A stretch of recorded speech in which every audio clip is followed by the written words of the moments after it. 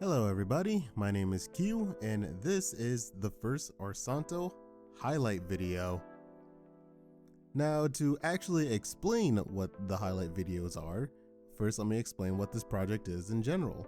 Orsanto is a video series that focuses on a fictional Pokemon region I created that is inhabited by mostly regional variants instead of a lot of brand new Pokemon, which do still show up but in a much smaller number. And the reason I decided to do that is because I find regional variants to be a very cool concept that isn't played around as much as I want it to be. Usually a Pokemon game will give you roughly 20 or so regional variants, and half of them are from Kanto. But in this region, I wanted to explore and essentially branch out and see how far I could go with the whole regional variant concept. And this video in particular just takes a few of the designs that you see in the regular video series, and I just break them down a little bit and explain why I chose these Pokemon in particular and bits and pieces about their design history that I went through. And seeing how this is the first video, I decided it'd be a cool idea to, well, start with the starter Pokemon, which are all from different regions. Well, I hope you all enjoy past Q, who's gonna explain why he did what he did, and I'll see y'all at the end of the video. Peace.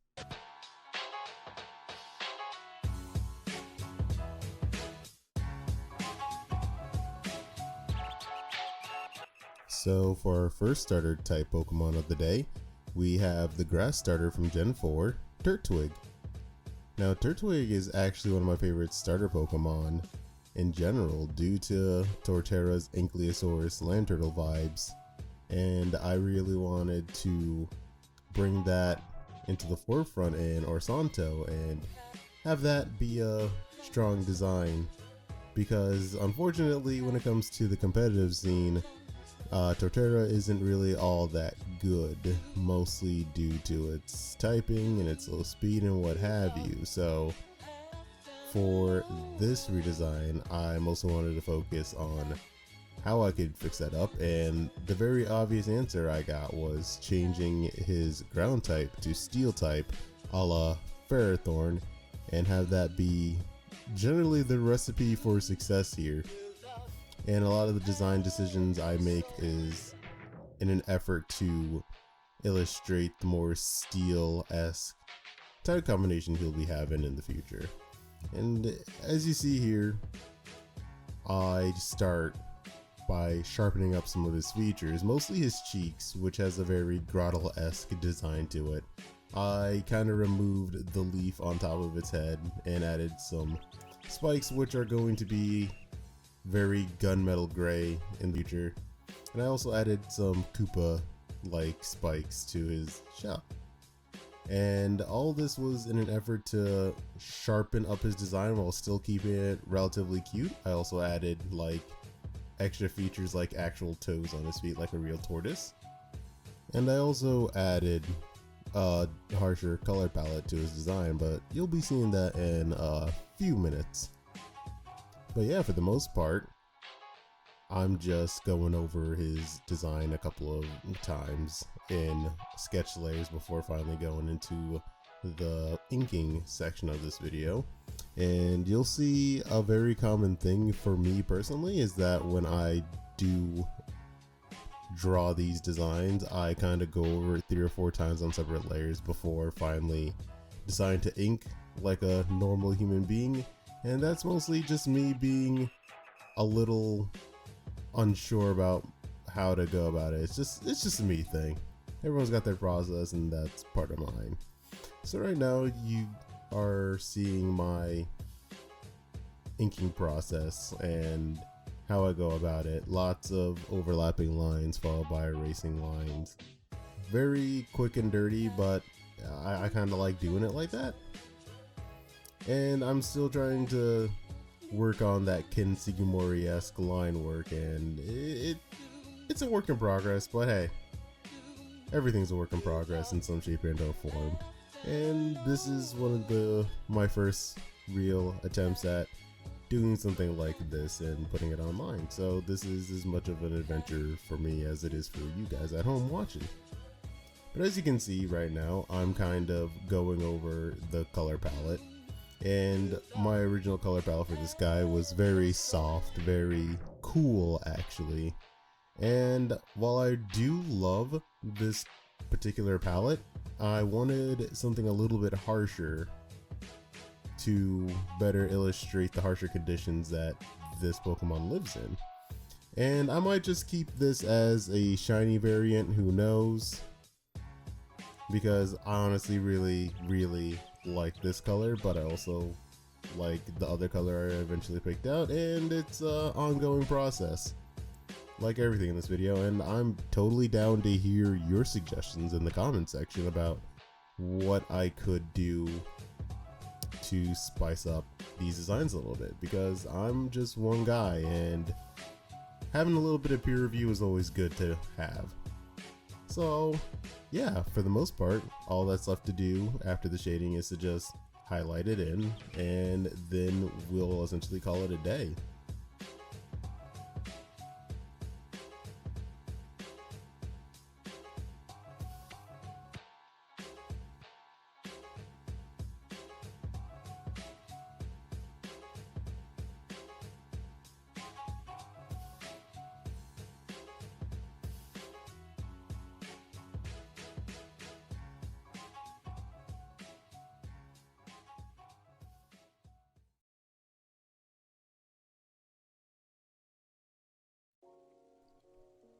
Okay, so the next Pokemon on our list is the Gen 6 starter, Fennekin. Now the thing with Fennekin is that it's actually super popular, and the same goes for the evolution Brexton. But when you come to Delphox, there seems to be this steep decline in people who actually enjoy the design as much as the other two, and it's certainly not used competitively all that much in the higher tiers. So I guess this is my attempt to give Delphox its groove back in some shape and or form. But before we start with Fennekin, before we start with Delphox, we gotta start with Fennekin. And when it comes to Fennekin, because I felt like its design was so successful, there wasn't much for me to actually change about it.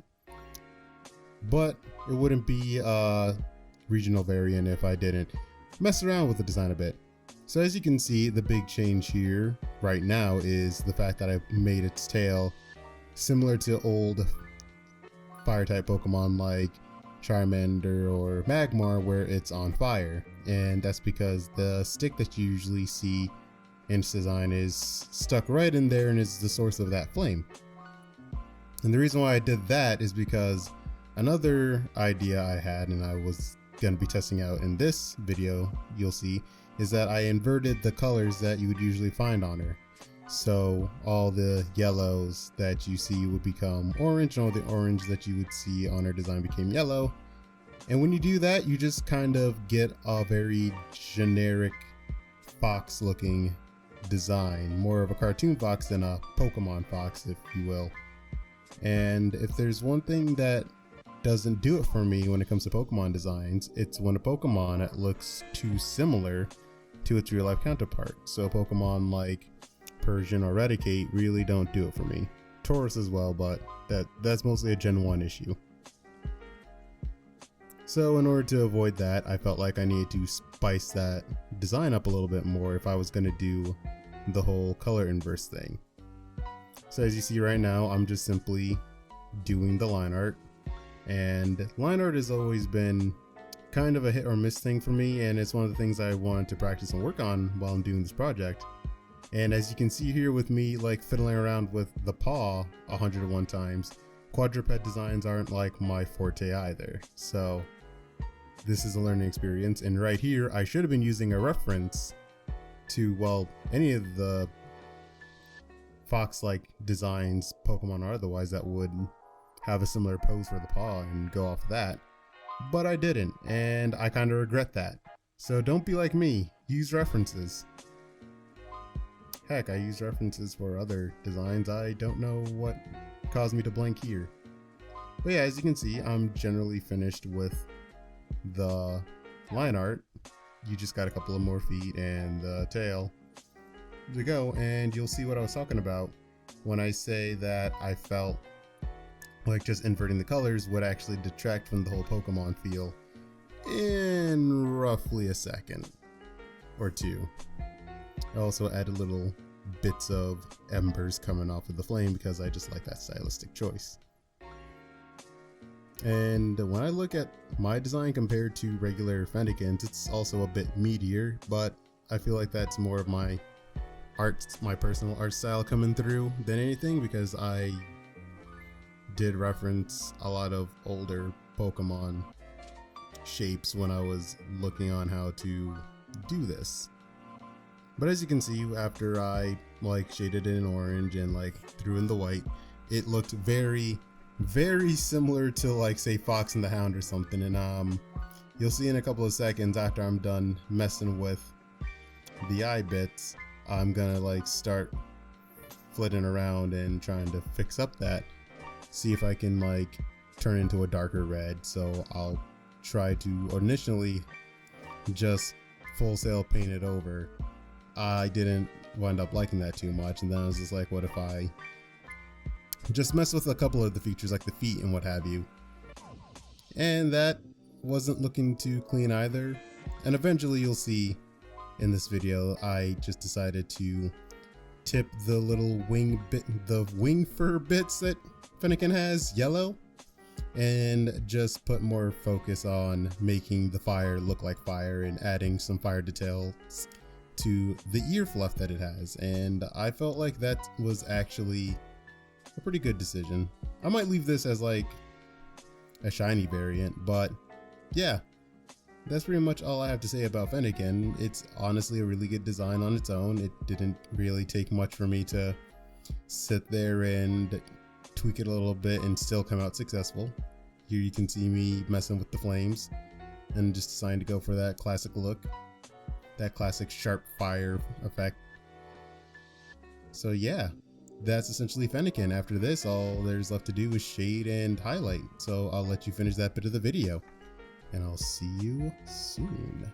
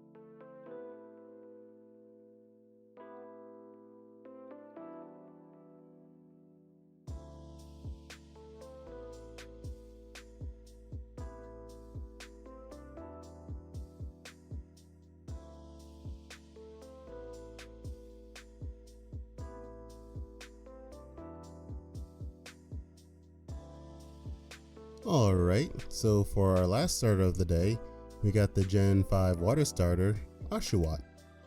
Now, Oshawott was actually the first Orsanto Pokemon I designed for this, and I know I wanted to do something a little bit different with him because Orsanto is located just east of Unova. So the idea with Oshawott is that it didn't change much because of the fact that it's probably just as native here as it is in Gen 5's Unova region. But that doesn't mean I didn't change some things, because the big thing I wanted to do with the Oshawott line was what could I do to push it to become a fighting type, because I always felt like Samurott, Dewott, Oshawott, they all had this really strong Bushido inspiration behind them, and for some odd reason that wasn't good enough to make them fire type. So fighting type.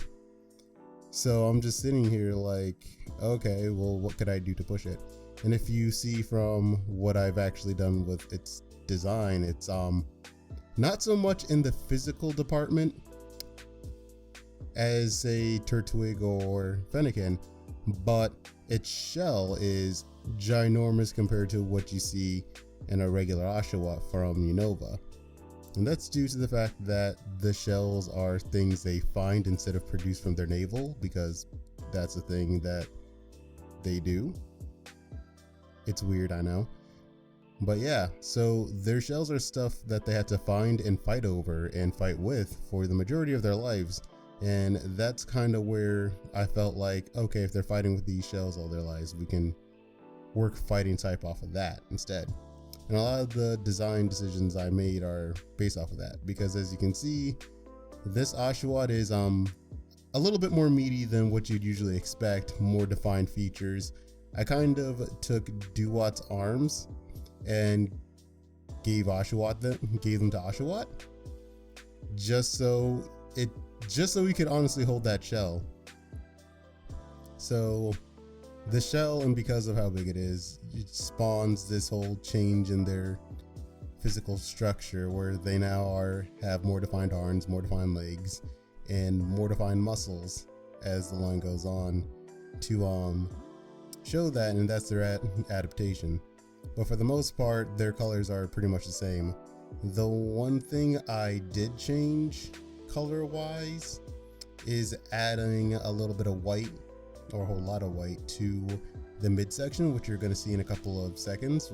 That's the marking on his chest, because without the shell, his chest is actually really bare, and I wasn't digging the idea of just leaving it empty. It didn't feel right. So now you see me referencing Oshawott and referencing the colors, unlike say Turtwig, because he was on another screen entirely, because the actual reference was on another screen entirely. But here, most of what I'm doing right now is just fiddling around with the chest marking and trying to get that right. I still don't like the end result as much as I did when I originally draw it, but that just tends to happen a lot in art. So all I gotta do is just go back and change that, which I might eventually. And if you got any suggestions, I'm willing to hear them out in the comments. I've been saying that a lot in this video, but it's true. I want you guys to help me out along in this journey that we're both taking together. That sounds corny, but it's how I want to play this out.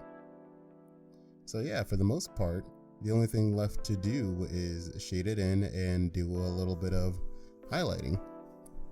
And you'll see a little later on that I go back and forth from this picture and the reference a lot, because I'm looking at the eyes and how Shigemori does his eyes for Oshawott. And it's really simple, but it's also really, really effective. His highlighting method. Less is more, I guess. And honestly, I really like how this came out. I kind of dig the more subdued form of deviations, because he's more of a subtype like you would see in real life compared to the fantastical stuff you'd see from other Pokemon from Galar or from Alola. And I might do one or two more that are just like this, where the changes are less palette swappy and less dramatic and more like, oh, this one feature changes. And of course, when this evolves, you'll see more changes, and when it finally turns into Samurott, it's definitely going to look super different than regular Samurott.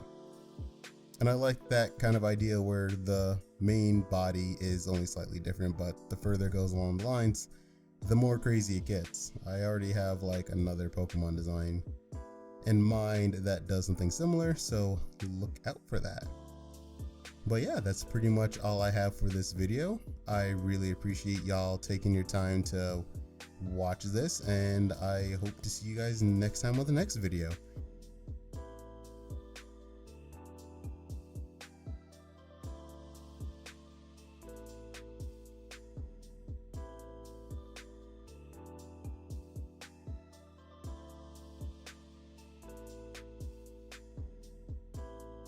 I just want to thank everybody who decided to come and watch this video for the first time.